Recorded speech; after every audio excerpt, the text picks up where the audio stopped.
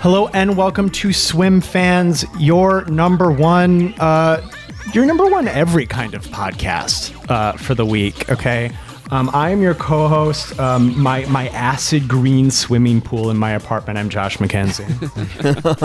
I'm in debt from all this floral stained glass. I'm Craig Neeson. I'm rigging up a hidden camera behind a two-way mirror, but it's pointed at all of my podcast co-hosts. I'm Jennifer. This week on SWIMFANS, we are talking 1984 Larry Cohen film, Special Effects. Just do it.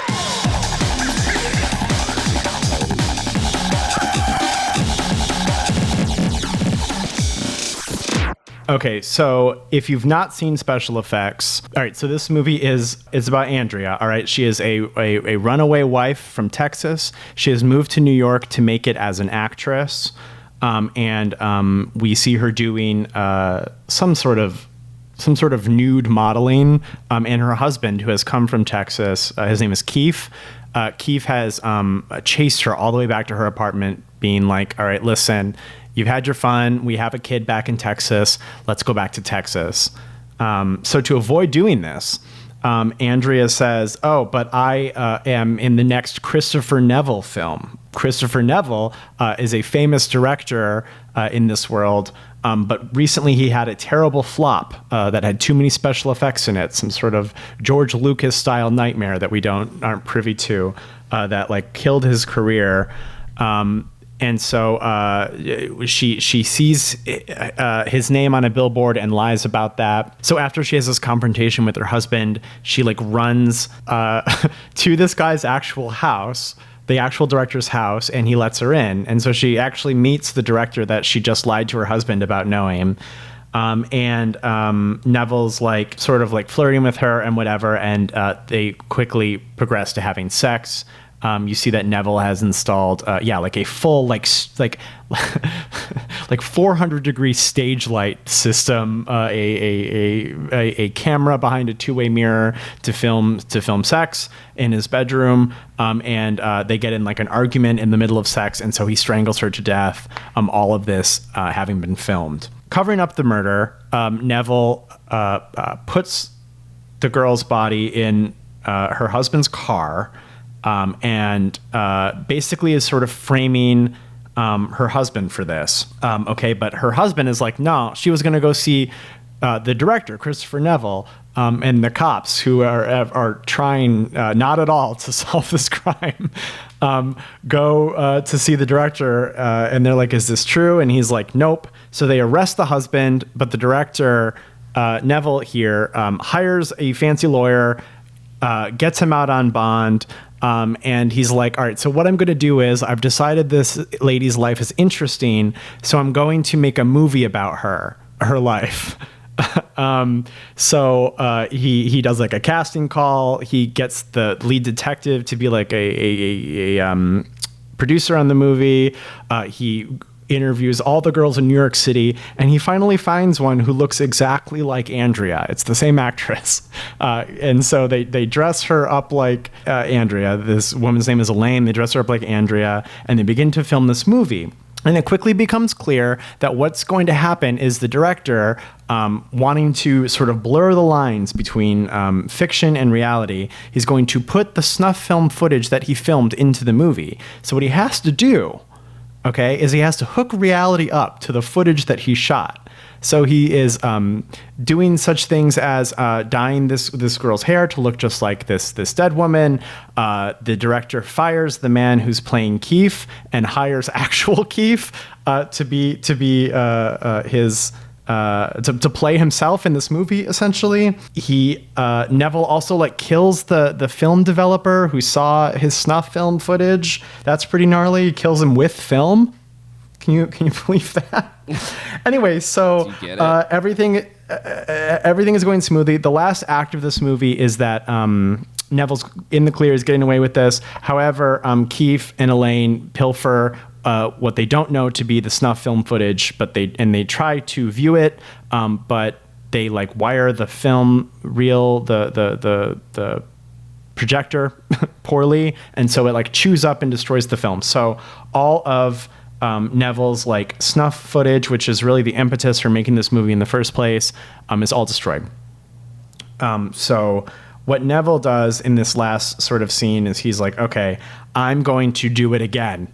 All right, I'm going to kill this lady who looks just like this other lady, and I'm going to pin it on Keith again. So he's going to set it all up. He begins to like seduce Elaine as he did Andrea earlier in the film, and but Keith, he's not buying it. He like undoes all of like the circuit breakers in the apartment. They have like a hand-to-hand combat scene where it finally ends with Keith hurling Neville over the balcony into aforementioned acid green pool in his apartment. And then he has Elaine like restore the power, and sort of unknowingly she like electrocutes him to death with one of those giant stage lights. The last scene of the movie is Elaine, for reasons I would love to discuss with my co-hosts, decides to spend the rest of her life pretending to be Andrea as she was doing in the movie. And so she's going to Dallas to go back to this child and pretend to be his mom forever and ever. What did we think about special effects? I liked it quite a bit. I loved that stylistically it has this extremely low budget 80s New York, specifically New York City style. Like it looks like chud or street trash, but it's like an inside baseball movie about the death of New Hollywood and like tyrannical directors. And I enjoyed that, like the like fun kind of like meta elements. Like the title changes a few times, and then the cop who was on set is credited as the director of the movie at the end. That's all of that stuff was really fun. I thought Zoe Lund, I think, has that. I assume that's how you say her name. I've just now realizing I've never said it out loud before, but she's great. I kind of love everything she's in. I think it's really funny to make like a whole movie that's like a Michael Camino subtweet. It's like super petty, but like I don't like, it feels like something went down that I wasn't privy to between the two directors, but I don't know. I'm sure we'll talk about that later. I thought this was a lot of fun. Yeah, I enjoyed this. It takes a while for the general like film to get up and running, but like the way that this movie works is really special. I mean, there's a kind of there's a brashness to the making here. I mean, we begin with the Zapruder film, of that idea that Zapruder is the greatest director in the eyes of our director here. And we open up in the Oval Office, but it's a peep show. It's a peep show, but they're all paying. It's implied that they're all paying to take photographs of this woman as she's just like like star spangled and naked. And it's shot in this like amazing, like dizzying, like it's like this like constant like circular panning shot, and it's amazing. It's really it's disorienting and strange, and really helps set the tone for the idea that this is a movie about like America and American movies, and it does a lot of like dark invocation of like treacherous American past. It brings up Frances Farmer, of course, the actress that was famously she wasn't like lobotomized, but she was like involuntarily committed for like 5 fucking years. Sorry, that playmate that got murdered. I can't think of her name offhand. Playboy playmate. But the idea that like these women are only interesting insofar as they've been like brutalized. That the story has meat and merit, and is salient because of all the attendant like suffering. And then you have this like pinnacle of freakdom in the director here, the Bogosian character, and there's a kind of like a manic delight in his reconstruction of his own murder, I mean, I think the film has a lot of how do I say this, like idiosyncratic color, and I think it swings its budget in really interesting ways. It is very interested in color, and it does simple things like putting fabric behind like characters, or just like cramming as much like garish like modern art, or at least like I don't know. It reminds me of the art from After Hours or something, where it's like a big hand or something. Yeah. It's like it's gimmicky and it's stupid, but this guy's townhouse is just full of this like absolutely insane, like decadent but grotesque just material. That Mulholland Drive like line about how Mulholland Drive itself exists as a poisonous love letter to Hollywood. Like this too functions in a similar way. It's this like I don't know.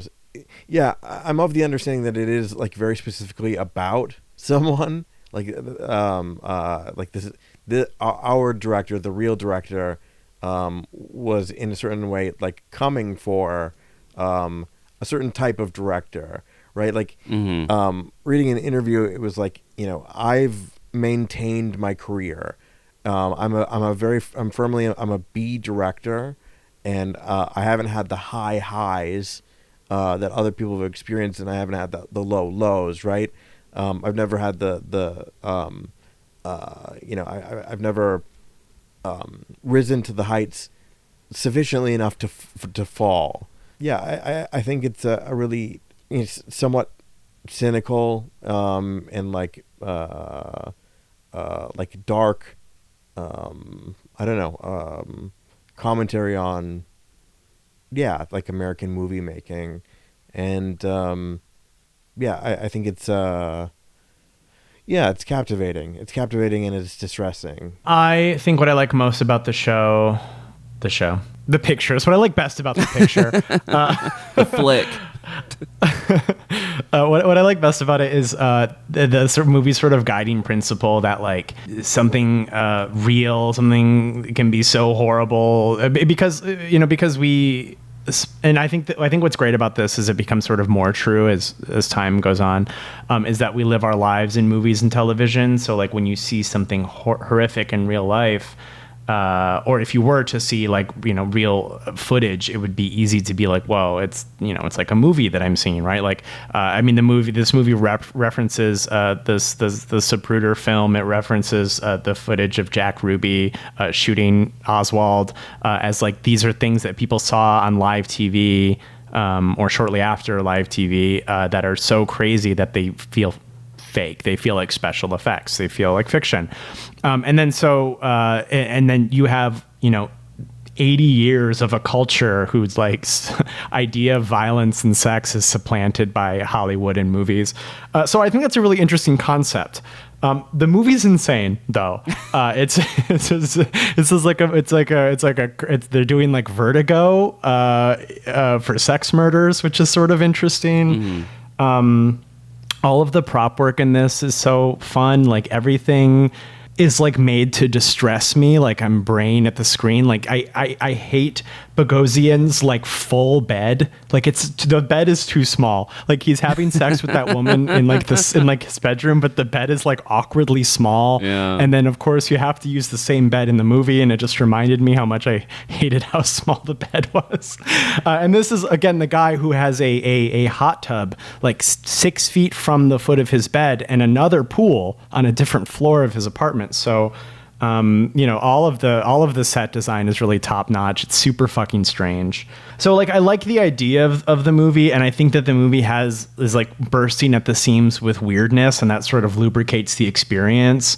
I did like check out like a couple times during it because like it's a lot of Bogosian just like being smarmy to this like absolute fail guy detective, or you've got the husband like trying not to do something gay in New York City, which happens like a few times more than you'd expect. So like, I liked the theme. I liked a lot of like the material parts of the movie, but the movie itself, I think, was just okay. It would have to suck to have a full, always-on hot tub in your bedroom.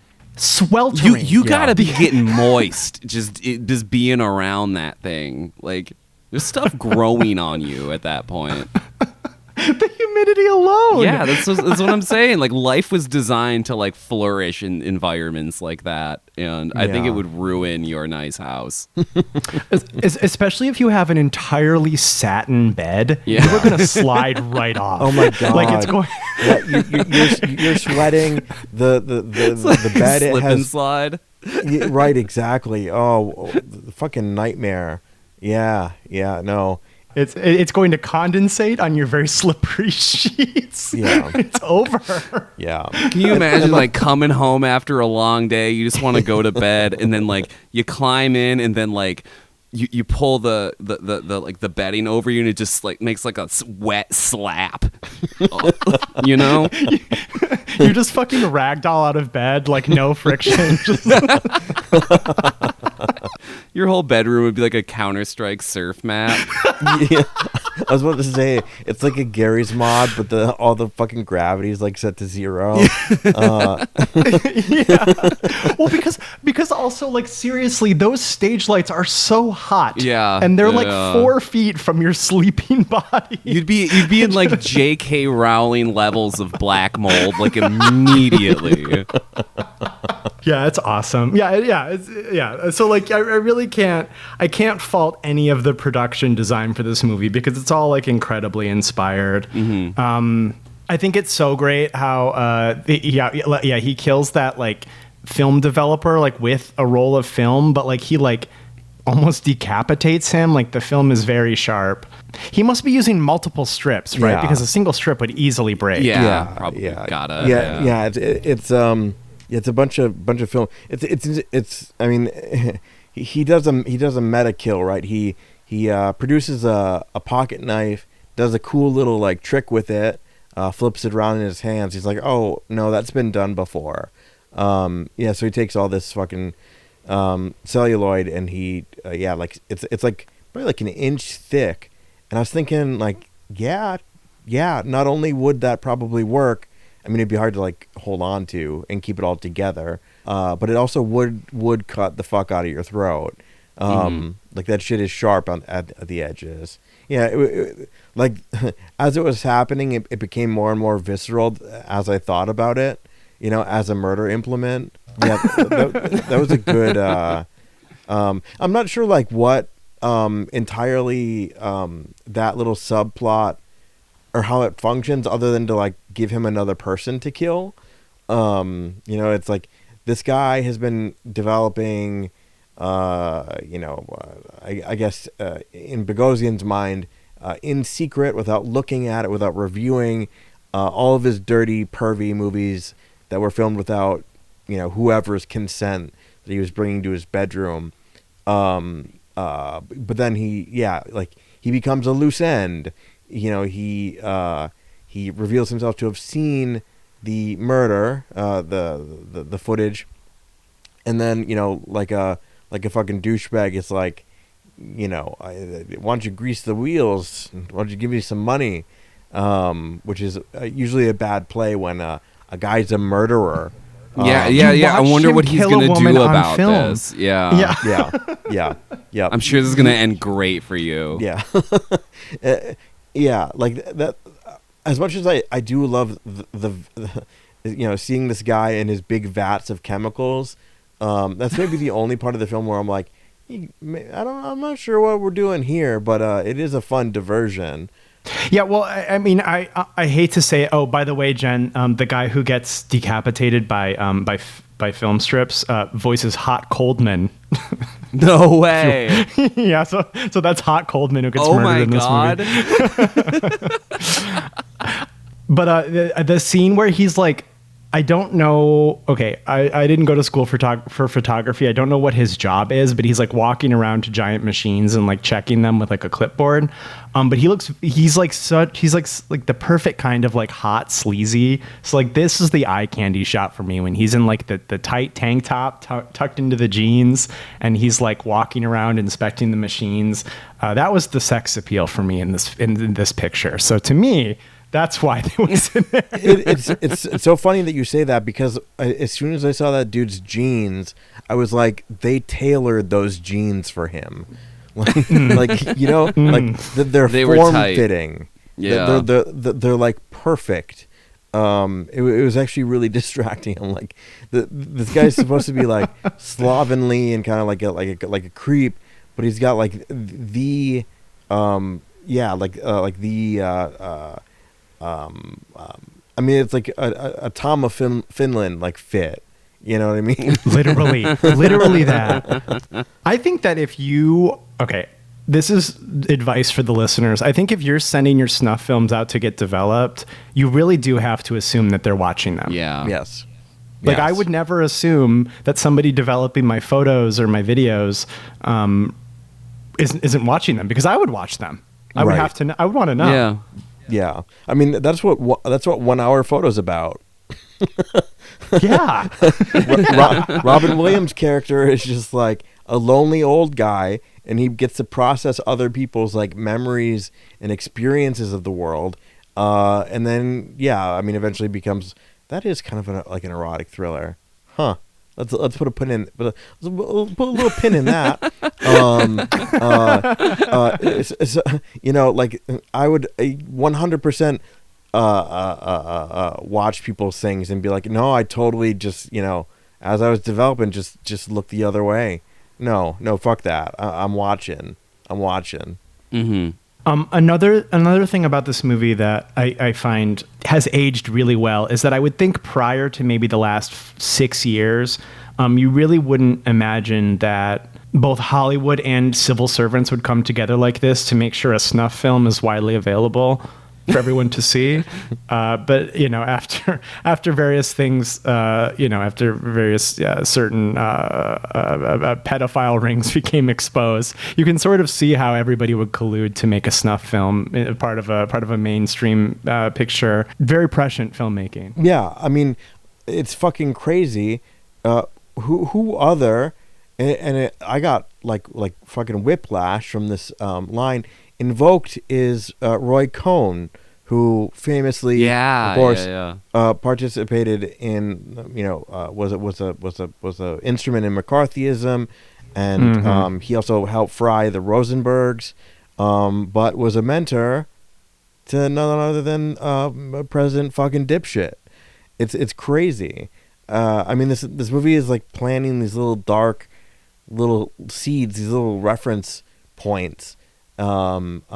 Just making it clear to the audience that of course there's like we're seeing a film being made within a film, but there's also like this constant push out into the world, right? It's not pretending to be like some kind of self-contained fictional environment. It's very much embedded within the real in its invocation of actual people, actual events, So yeah, like it's definitely not I mean like Jennifer had intimated, it's probably about that fucking Heaven's Gate movie. Not the cult, the movie, the Western, the movie that was made after Deer Hunter, right? And bombed so spectacularly that it was like like national news. Like it is not shy about like taking on actual like like this the stuff and the stages and the making of like high perversion. I guess like if I had to want something from this movie, because like I mean I do think it's what I love best about it, and I think its biggest, most defining trait, and why I think it's valuable, is that like it's weird. This is like a weird. It's like a weird movie. It's like a weird. They really went for it, I think, in all aspects. I would have loved to sort of lose the boundary between the movie and reality. I think a little bit. Like you get these scenes where Keith loses it. Like he has like that fight with Elaine, talking about like their, not her actual son, but like the son. So like he sort of loses it, but I feel like we as viewers never really lose that boundary. And because you're going to like go far enough to like Vertigo this lady, like you're just going to completely like turn her into this other woman. I've never seen somebody be so psyched to do, by the way. Like I feel like I wanted more of like a little bit of like, I wanted to lose that a little bit. I wanted to lose what's real and what wasn't real. And I don't know that I did. Yeah, she's just jazzed to become another person. Like she's completely like formless and has waited. She's like, yeah, I got like my book club and my feminist stuff on the weekends, but yeah, I'll come with you to this fucking strange guy's apartment and completely change my identity. And take my top off on camera and to me, a lot of that, like her transformation into this other person, I think it's supposed to be some sort of like reflection on like acting as like a practice or something. And then like she just goes to be that woman forever. It's like we won't even tell the kid that you're a completely different woman because you'll be playing the part of the mother, you know? Right. And it's perfectly bookended because in the beginning we have the husband.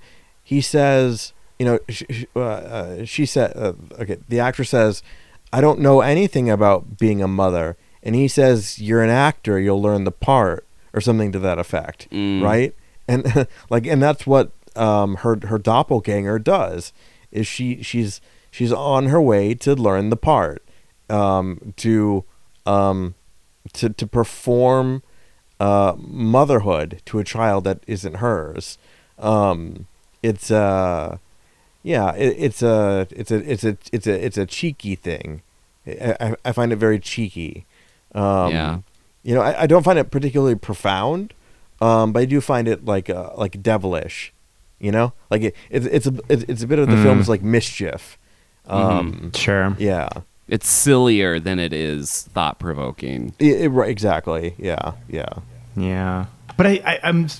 It's okay. I know it's not fair to get mad at a movie for what it isn't, but I think thought provoking would have been so cool. Yeah. and it would have been like, I think, in line with like the thriller aspect of the movie as well. But then again, if it was less silly, you might not have gotten things like the stage lights above your bed. So, I mean, who's to say? Yeah. Who could say what's better? I feel like the movie kind of hits like black comedy a bit cleaner than it hits like thriller.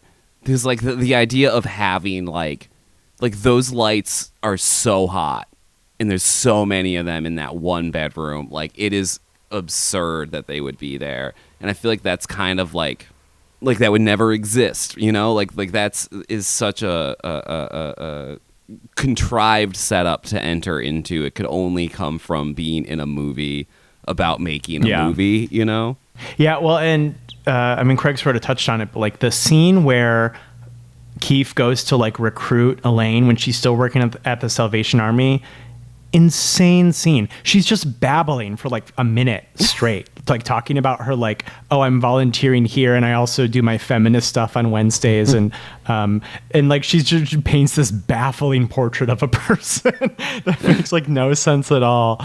And then it's like, and then she of course happens to be the perfect doppelganger for this lady, so she becomes her.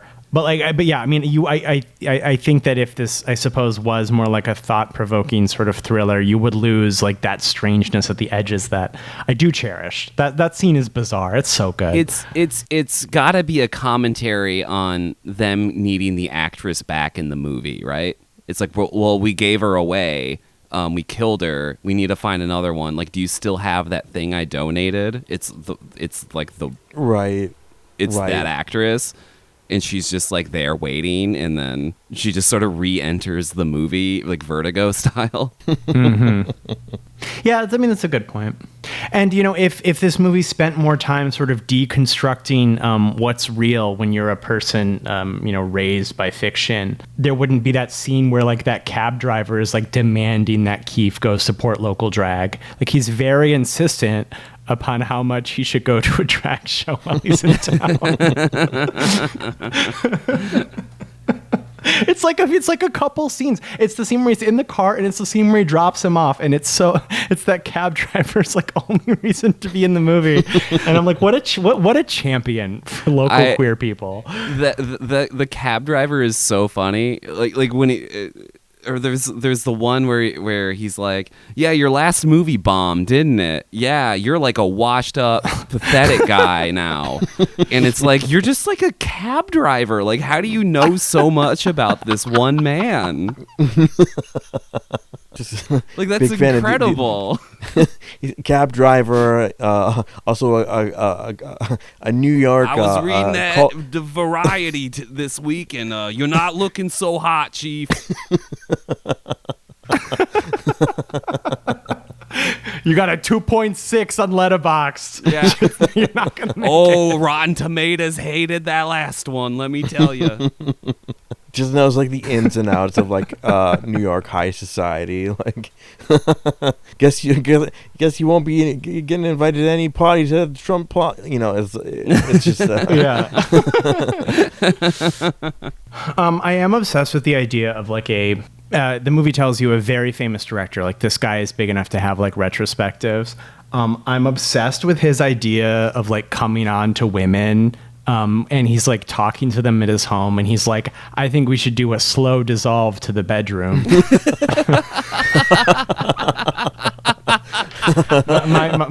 Mind if I cross cut to inside of you? Sorry. That reminded me of a little quick thing. That time that a writer hooked up with Quentin Tarantino, and then she did this like tell all. Oh yeah, and it's like he didn't even really. He sucked on her toes. A fucking big surprise.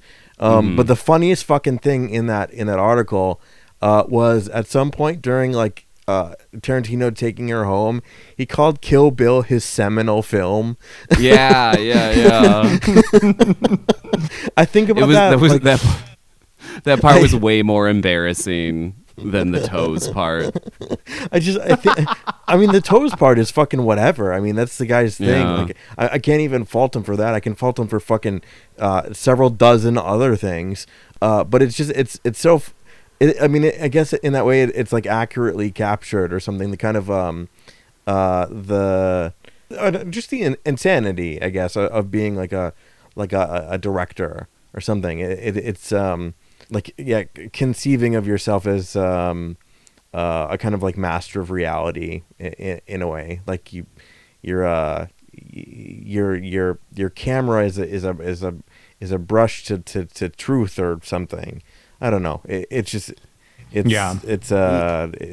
a crazy guy thing. Especially with like this director's like pursuit of something as powerful as like the Zapruder film or the assassination of Oswald, and like he needs to incorporate like an actual murder into his film. I feel like that is so kind of like new Hollywood brained, where like just at the climax of Apocalypse Now, they just like kill that cow on screen or whatever. Like they actually just like hack that up because they want to like, and it's like, you didn't like make something compelling, you just killed something on camera. Like those are two different things. You couldn't construct artifice sufficiently enough that you had to like kill something for us to get the emotion you wanted. And I think like there is like a commentary on like that sort of like relentless pursuit of reality. Like Friedkin was guilty of stuff like that too, of like, did he like shoot it like a gun off on the set of The Exorcist to like scare someone? like just doing kind of like thoughtless cruelty to the people around you. Yeah. For like a kind of reality that isn't even that necessary, you know? Right. Yeah. It's Kubrick making everyone do 100 takes of the same fucking action. until it's just uncanny enough. You know, it That could also be autism. Oh yeah. And how dare you, Craig? He deserved to torture that woman for fun. Yeah. And like, I don't know. I really do like that idea. Like, I think that's really, I think that's this idea of like movies or like video sort of like either like capturing or like defining what reality is. I always like come to that. Like, I mean, it's like my favorite part of Videodrome, where Dr. Brian Oblivion gets to still be alive through VHS tapes. Like, it's great. Like, I love the idea of the arbiter of reality being what you're seeing on the screen. Yeah, it just gets lost in like neon pink rooms for me. And like, you know, and like the silliness, but again, the silliness is fun. Like, it's like you're eating an oatmeal raisin cookie, and it's not the ideal cookie, but you hit a raisin occasionally, and you're like, I like the raisin. Yeah. I wish I had a different cookie, but I like the raisin that I'm eating now. I like that metaphor. Thank you. Yeah, I do think I do think the film has an idea of itself as being like a little weightier than maybe it is. Because I mean, we open with you know, the husband there showing his ex-wife, current wife, estranged wife, video of you know, reel to reel, 60 millimeter or whatever it is, of their child, and it's like, look at your child, as if like, you know, it's insufficient in some way to just communicate it. Like it needs it needs an image. It needs like that attendant image to make it real or weighty or impactful. And then that same projector, of course, then like chews up and burns the snuff film. And yeah, I think there's little moments like that of threading through where it's yeah, like it's trying to be a little more I don't know, like like what Mulholland Drive would do, or like what Persona did do, you know, like it's like a little I don't know if it's like above its weight class, but it's getting, like, I guess the way that Josh put it, it's getting lost in the dizziness of things, which I guess isn't a bad thing. You know, I kind of like it when the husband can't contend with the idea that his you know, that his wife would have come to New York and would have slept with a new guy, so he has to like punch out like this like stand-in for the guy that she slept with. You know, like like that to me is like pretty effective. That sequence of like, because it's all been made so strange. That this isn't your wife and this isn't the man that she slept with. However, you're still gonna get pissed off, like he's the guy that fucked your wife. You know, I think this movie is at its best when it's a little trashier or something. Yeah, because I think that's what the three of us are all responding to, is when the movie gets sort of like strange with it. When you see something weird around the edges, it's just crazy to me to start the movie with, here's the here's the exact moment where Jack Ruby shot Lee Harvey Oswald, and then instead it's about like hooking up the rose in your shot so that it matches the shot of your snuff film, which is cool. Like, it's cool. It's just it's crazy, you know. Yeah. I love that scene in the restaurant where he brings her, and it's like right after he chokes that guy or cuts into his neck or whatever with the film strip. And like the very next scene is he's doing like a bit about Mario's, and he's like, yeah, they got clams, and it goes on for like a minute. And like, even weirder is that there's like a big LED sign outside of the window behind him, like right by his head. And I don't believe it's intentional. I think it was just like whatever was there when they went to film it. But it's really distracting. And I was just begging the movie to just change the characters' places so you could see him without having to see that sign. God, I forgot about that scene. It's like an extended bit where he's like Italy vamping or something. I just if there is a point to that monologue, I don't understand it. If that is somehow cultural commentary besides just New York be having Italians in it, completely over my head. I don't think so. I just think it's yet another bit of high strangeness that this movie's like, enjoy this. We've put this in the final picture. Enjoy this on screen, please. I think. I'll drop this topic, but like I just think like the idea that because like, okay, so Elaine isn't a character, right? She's like a weird lady who becomes Andrea. Yeah. And so she's not like a person, doesn't do anything.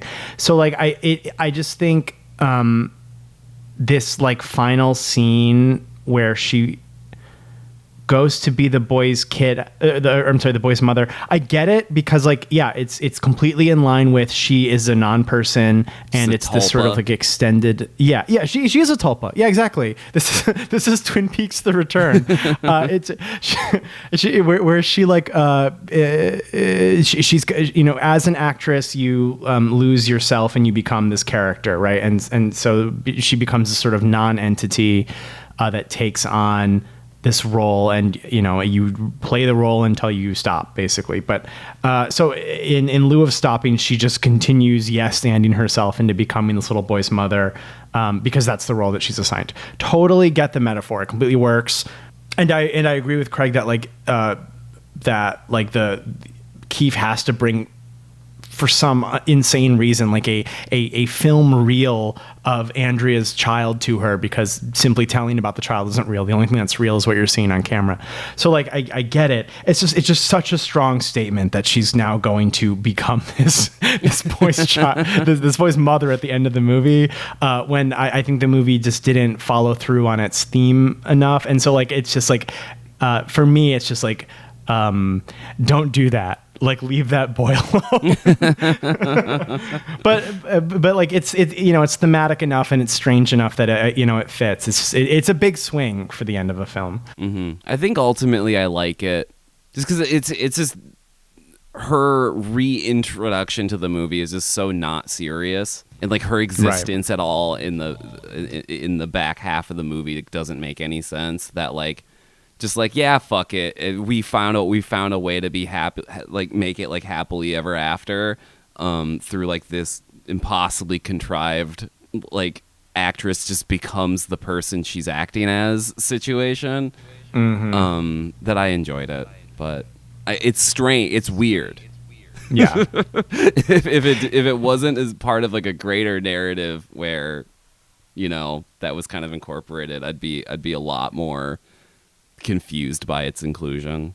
The last like, I think like thing that I'm like just trying to figure out what they're doing, and I've sort of brought this up already, but like Keith is like the male, well, he's like a supporting male character, but like a lot of the scenes he's in, like characters are like, you're gay actually, or they're like, there's this extended scene where Bogosian just like Frenches him on like a dance floor, and he's like kind of like, instead of reacting with surprise or anger as you might expect a man who doesn't kiss men to react when suddenly kissed by another man, he just kind of like stands there and is like, oh shucks. And I'm trying to, I don't know what kind of like gay coding this is. This is new to me. Like, I don't understand what, because like, I mean, obviously I don't think it's a big deal, but like most characters at some point are like, you're gay. Like the cab driver's like, are you sure you're not gay? I feel like Elaine does like I don't know. I don't think Elaine calls him gay, but I think she like implies something at least once. There's the scene where Bogosian like Frenches. I'm like, what is going on with this guy? Like, he's just Texan. Like, that's it. Yeah, that's a great point. I have no idea. This is like a weird thing for the movie to hyperfixate on. Was the actor gay? I don't know. I assume not, but I just don't know. I don't know what it's for. Like, I'm confused by its inclusion. I think it's like it's fine in the movie. I just don't know where he's going with this. Like, is the idea that he's playing straight because that's what the movie needs him to do? Like, what Hollywood did to gay actors for like 80 years? I would argue no, because he's already doing heterosexual stuff before we're in Bogosian's movie world, movie reality. I don't know. I don't know what's happening. I think they just wanted to stud out this ropey man. Maybe it's really funny if you know the people who made the movie. It's so inside that even as a viewer, you can't figure it out. If they did something like that, it would not surprise me. If like some of this is just like you had to be there stuff, I would completely be like, that does explain everything. Sure. Like just not being alive when the movie came out, I just lose a lot of like the cultural context of its existence or something. Well, do you guys have any final thoughts about special effects? Oh, I guess I like this sort of like, so the reason the movie's called special effects is that Bogosian has a line where he's like, because his big movie flop was because he used too many special effects. He's like, well, if you can convince people that the reality of a situation is actually fiction, this too is special effects. And as you may have heard me say, he's turning a snuff film into a thriller or whatever, like a biopic, I guess. So I think that's a cool title. I think it's a cool concept.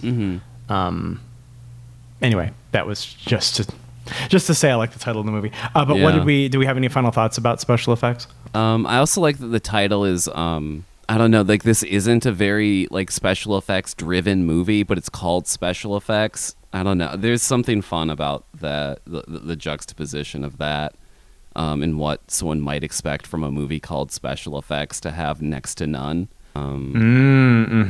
Especially because it does so firmly kind of like plant its flag in the in between period between like New Hollywood, like dramas for intellectuals, and then like blockbuster era computer dinosaurs. You know, like it's yeah, I like it. Yeah. Yeah, the thematics of the title, if nothing else, I think make it a really effective title. Did you guys know Michael Cimino was trans? No. Who is that? That is the director of The Deer Hunter and Heaven's Gate, who this movie is like mocking. Michael Cimino is long dead at this point. But like if you look at photos of what Michael Cimino looked like in like the 70s versus like what Michael Cimino looked like in the 2000s, like it's crazy how much plastic surgery Michael Cimino had. And like a few years ago, a book came out that was like, yeah, some people exclusively knew Michael Cimino as a woman in France, like just fully living her life as like an elderly woman.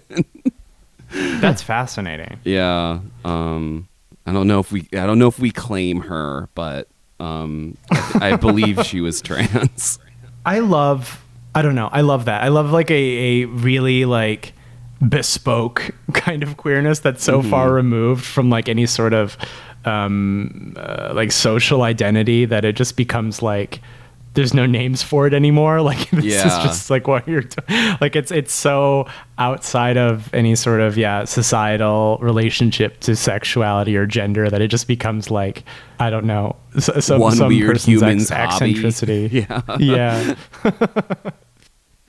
like lying or like making up news stories about yourself for every social situation you find yourself in. Yeah, a person who lives in like a boutique reality, right? Like you're renegotiating it on like a afternoon to afternoon basis. I gave this 3.5 stars. I think that I like the concepts enough, and I like the weird eccentricities of it enough, even if I don't think it fulfilled them for me. I give this 3. I think its weirdness is really what sells it. There's a lot of weirdness in here. I gave it 4 stars. I think there would be a lot more that would be revealed by going back and watching it again, because I think I kind of understand it better now that I've finished watching it, and I think that more would probably reveal itself in the earlier parts when I was still trying to like kind of get a foothold in it, you know? Yeah, because this movie, like, I guess we didn't really go into this at all, but this movie like moves pretty quickly. Like the whole first part of the movie is this like extended chase scene of Keith like chasing Andrea like across New York. And she's in a very weird like modeling situation that I can't imagine. I've never heard of a modeling situation like this where like perverts, you can like sell them disposable cameras and they can take nude photos of you. Actually, it seems like, unfortunately, that might be like a market. So I'm surprised I haven't heard of this before. I love that they're all shooting with like 110 cameras. I think that's what they're called. Like the like those like tiny film cameras that look like shit. Yeah. You know what I'm talking about? Yeah, they're like, are you talking about the ones that are like really like long and narrow? Yeah. Yep. We had one of those. It was Teenage Mutant Ninja Turtles branded, and it would put like a little Ninja Turtle in the bottom corner of whatever you were taking a photo of. Hell yeah. There was no way to incorporate it into the like design or like the composition of the photograph you were taking. It was just slapped into the corner so you knew it was a Ninja Turtle camera. Very that strange fucking device. owns. Yeah. There must have been some sort of like wire gate or something on there to just like prevent that part from being exposed. Very strange thing. Well, do we have any questions? I don't believe so. No, not that I'm aware of. No, I'm not saying Send them in. Get them in. If you don't have a burning question for the show, generate a burning question for the show. No, think of one. Don't generate one. Well, I meant generate Don't with your ask brain. a goddamn robot to think of a question. Just think of a question. The listeners knew I meant generate with their minds. Ask Craig anything. Don't worry. When those questions or those inquiries come into our inbox, I'm very quick to swat them away. I execute AI generated shit with extreme prejudice. Mm-hmm. Yeah, we get a lot of them actually. So, generate them only with your mind, not with a computer. You can find the show wherever you get your podcasts. So that is Apple Podcasts, Spotify, and YouTube. So wherever you're listening, please subscribe, please rate, please review, please like if that's the program you're on, whatever. We appreciate that. It helps people find the show. It helps us. You can also... if you want to write in to ask a question or send us a recommendation, you can do that at swimfanspodcast@gmail.com. You can do that on Instagram. You can do that in the Spotify suggestions. You can do it on like Blue Sky DMs. Any social media with like a DM function will probably work just fine. So feel free to send them in. And you can find the show on all of the social medias. So these are the places where you can send those questions. Blue Sky, Instagram, Letterboxd, that's user SwimFansPod. So give us a follow at those spots. We have a Patreon as well. So that is patreon.com/swimfans. For as low as $1 a month, you can get access to the back catalog of Elite Dove content. If you want to hear some of the less traditional episodes of the show, you can find them there. And you can find me online in all the same spaces. User Amons, AMONNS. That's Blue Sky, Instagram, Letterboxd. I saw Goat, which is the new Sony animated picture about a goat who plays basketball, because he's the goat. He's the goat. But he's also a goat. Yeah. It's cute. I like it. So the animation is crazy. Like, they animated the hell out of that thing. I would say once again, for at least the third time, Sony has like made a completely distinct visual style. Like they did it with Spider-Verse. They did it with K-pop Demon Hunters. They've done it now with Goat. So like there are other studios who I think aren't innovating so much. So you do have to give Sony their flowers for that, for sure. I think that it's really fun. I think it's a great kids movie. Because it's like takes place in like an animal person world, but it's for kids. There's like a lot of things in it. Like some of like the basketball stars go like on like what essentially TikTok live, which I think is relevant for children. I think kids care a lot more about their influencers like going live on social media than I do.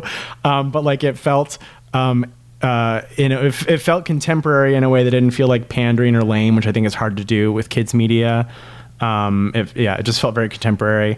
The action and the sports was really cool, but the whole movie moved like so fast. Like there was like a lot of, I think, pretty potent scenes that could have been like an emotional payoff that would have made you care a lot about what was happening and about the characters. But the movie's tempo is so fast, none of those moments could really land.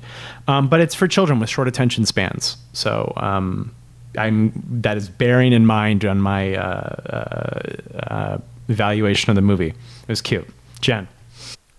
You can follow me on Blue Sky, Diatron5.swimfanspod.com. I'm on Letterboxd Diatron. I fucking rewatched Enter the Void last night. The movie's so good, man. Did you see my Letterboxd comment? I did. You're like kind of onto it. Like, because I saw that you had a terrible time watching Synecdoche, New York, and I'm like, oh, she's just going through all the hits. Yeah. I don't know. I'm trying to.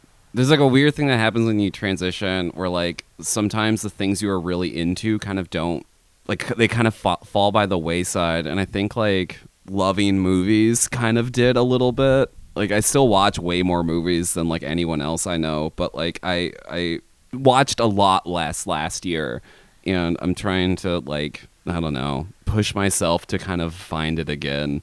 And so that manifested as getting extremely high and watching Enter the Void, and that was a great time. That's a brutal bad time of a movie, but I had a exceptional experience watching it. I'll say that I'm glad that you've self-actualized and you have room in your day for things that aren't movies. I think that's good. Yeah, it probably is that I'm not watching like 330 movies a year or whatever, but I don't know. Who's not a work in progress? Craig. You can find me at Craig Neeson on Instagram and Letterboxd, CraigNeeson.com. Last night I saw The Secret Agent. I can't talk about it yet. But I really love The Secret Agent. That's definitely top of the pack for me. I got 2 more left, and that'll be all 10. Yeah, can we do like a check-in? Okay, because I still have to see. I believe I've seen 6 because I saw Train Dreams and I saw Sentimental Value. So I think I still have to see F1, Hamnet, Marty Supreme, and Secret Agent, I think. Yeah, Marty Supreme and Sentimental, whatever that is, Value is all that I have left. I have to watch Hamnet, Train Dreams, Sentimental Value, and The Secret Agent. I watched F1 as well. Oh my fucking God. Okay, not too much about car-based media, because I'm making a car book and you guys have to buy it. You guys have to like pre-ordering that fucking thing from the most mom and pop bookseller I can find. I'm gonna do everything right for that book, Josh. I will be very curious for you in particular, Jen, to know what you think about Train Dreams. I already texted Craig about it a little bit. Like, I mean, not extensively, but like, I don't know. I'm curious about what you'll think about Train Dreams. It sounds ominous. Oh God. Should I skip Train Dreams? It's gorgeous. The movie is so beautiful. The photography in the Train Dreams is crazy. I didn't hate Train Dreams. I was just like about to like fight the movie for like a full hour. Okay, I don't want to go into it. We'll cover it. Yeah. If only we had a more formal way to talk about these exact movies. Yeah. That's 2 weeks from now. That is 2 weeks Part from one now. will So, come you've just listened to an episode about special effects, and then next week we have one more, and then we'll have our two-parter. It is Oscar Mania 2026, baby. Oh God, I have like. I'll say it's getting a little less painful every year. I'm having fun. Even Yeah. F1, which was like kind of a junky movie, that I wouldn't have watched it otherwise. Right. And that there is a novelty to that. Yeah. Because that's at least my philosophy when we do Oscar Manias, because so many times SWIMFANS puts you into like these corners that nobody cares about, like the Passion of Darkly Noon. Hell yeah. So I appreciate the chance to check back in with mainstream popular cinema at least once a year to sort of see what people are responding to on at the Academy. You merely adopted the Darkly Noon. I was born in it. Tell your friends about this show.